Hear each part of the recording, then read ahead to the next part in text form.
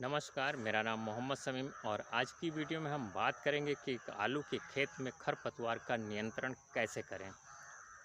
तो बने रहिए हमारी वीडियो के साथ में, वीडियो स्किप मत कीजिएगा। वीडियो बहुत ही मज़ेदार होने वाली है और अभी तक आप हमारा चैनल सब्सक्राइब नहीं किए हो तो चैनल को सब्सक्राइब करके बेल आइकन को दबा लीजिए। और चलो स्टार्ट करते हैं वीडियो को। किसान भाई देखिए, आलू की बुआई चल रही है और लगभग हो भी चुकी है। और मैं आपको अपनी खेती दिखा रहा हूँ। देखिए, मेरी आलू की बुआई हो गई थी पहले ही और अभी देखिए इतनी बड़ी बड़ी आलू हो गई है। और आलू आपको एकदम साफ़ सुथरी दिख रही होगी। आलू का खेत देखिए, किसी भी नाली पे आपको खरपतवार नहीं दिखाई पड़ रहे होंगे।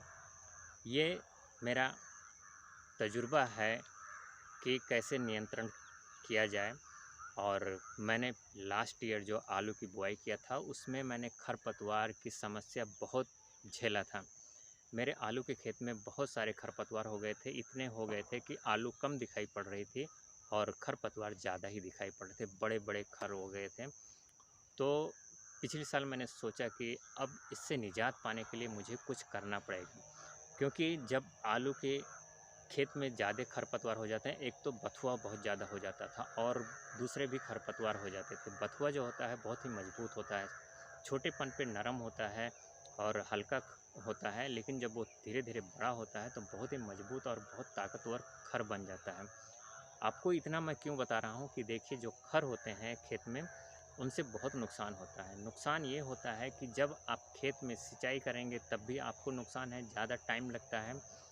और दूसरा चीज़ कि जब आप उसमें कोई भी उर्वरक डालेंगे या कोई दवा डालेंगे तो उसका जो असर होता है वो फसल पे ना पहुंच के दूसरी जो अगल-बगल खरपतवार हैं उनको ज़्यादा प्रभाव देता है, उनको ज़्यादा असर हो जाता है। आपकी जितनी भी उर्वरक रहती है आपके फसल पे, आलू की जो फसल है उस पे मान लीजिए 30% ही उस पे काम करेगी और 70% जो है वो खरपतवार पे काम करने लगती है। क्योंकि जब खेतों में खरपतवार रहेगा तो उसकी जो जड़ें हैं उसका पोषक तत्व जो है, नाइट्रोजन वगैरह ये सब वो खींच लेते हैं, तो आलू के पौधे पे असर कम होता है, तो वो ज़्यादा विकास नहीं कर पाते हैं, ज़्यादा ग्रो नहीं कर पाते हैं और ज़्यादा ग्रो नहीं कर पाएँगे तो ज़्यादा आलू की पैदावार भी नहीं होएगी। इसलिए खेतों में साफ़-सफ़ाई रखना बहुत ही ज़रूरी है, खरपतवार बिल्कुल ना रहे तो बहुत ही अच्छा। आप देखिए मेरे खेत इस बार कितना साफ़-सुथरा दिख रहा है, सिर्फ़ आपको हमारे खेत में जो आलू बुआई की गई, हर नालियों पे आप देखिए सिर्फ़ आलू के पौधे ही दिखाई पड़ेंगे, आपको एक भी खरपतवार नहीं दिखाई पड़ रहा होगा। इसके लिए मैंने एक चीज़ किया था कि मैंने अपने कीटनाशक केंद्र पे, जो मेरा पर्सनल जहाँ से मैं राय सलाह लेता हूँ और दवा लाता हूँ, वहाँ से मैंने एक परामर्श लिया और वहाँ पे जो संचालक हैं कीटनाशक के, उन्होंने हमें एक दवा बताया। बोला इस दवा का छिड़काव कीजिए और इस तरीके से कीजिए, तो आपके खेत में खरपतवार बिल्कुल नहीं होंगे। मैंने ठीक उनके बताए हुए अनुसार कार्य किया और जो कार्य किया उसका रिज़ल्ट भी आपके सामने आप देख ही पा रहे हैं कि किस तरीके से इसका रिज़ल्ट है। देखिए, आपको बता दूँ क्या है, मैंने जब भी आलू की बुआई किया था, जब मैंने बो के कंप्लीट कर लिया आलू, तो मैं तीसरे दिन, वो 3 दिन के अंदर में उसको डालना रहता है, चाहे आप पहले दिन कर दीजिए, दूसरे दिन कर दीजिए या फिर तीसरे दिन। और तीसरे दिन के बाद थोड़ा-सा रिस्की हो जाता है, नहीं करना चाहिए। तो मुझे टाइम नहीं था इसलिए मैंने जल्दी से नहीं कर पाया, लेकिन फिर भी मैंने तीसरे दिन मैंने उस दवा का छिड़काव करा दिया था। जितनी आलू मैंने बोया है, इन इतने खेत में मैंने 2 टंकी, जो दवा की टंकी होती है 15 लीटर की, उससे मैंने 2 टंकी छिड़काव कराया था। उस दवा का नाम है पेंडा। पेंडा जो है उसका घोल बना के और टंकी के द्वारा उसका छिड़काव मैंने कराया था। इतने खेत में मैंने 2 टंकी सिर्फ़ यूज़ किया है और उसका रिज़ल्ट देखिए इतना बेहतर आया है कि मेरे खेत में एक भी खरपतवार नहीं उगे हैं और मेरी आलू देखिए ऊपर वाले की कृपा से कितनी अच्छी ग्रो कर रही है।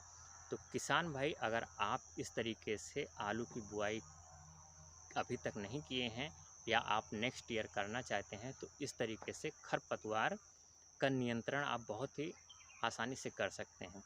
ऐसा करने से आपका जो निराई-गुड़ाई है वो बच जाएगा और बहुत फ़ायदा होएगा आपके आलू के खेत के लिए। देखिए निराई गुड़ाई में लेबर चार्ज लगेगा, और मान लीजिए आपके पास टाइम नहीं है तो वो जो खर है ना वो बहुत ज़्यादा ही फैल जाएंगे, उग जाएंगे खेतों में, तो उस तरीके से आपकी फसल को दबा देंगे। फसल को जब दब जाएगी और सारे नाइट्रोजन वगैरह जितने भी उर्वरक आप उसमें यूज करेंगे उसका पोषक तत्व वो खींच लेंगे, तो आपकी जो आलू की फसल है वो कम हो जाएगी, उसकी पैदावार कम हो जाएगी, उसकी ग्रो जो है ना वो भी कम हो जाएगी। इतने अच्छे पौधे नहीं आएंगे, पौधे ऐसे हल्के फुल्के पतले पतले आएंगे।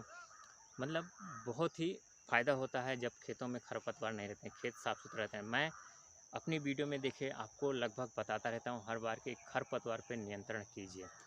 कोई भी फसल हो, खरपतवार पे नियंत्रण करना बहुत ही आवश्यक है।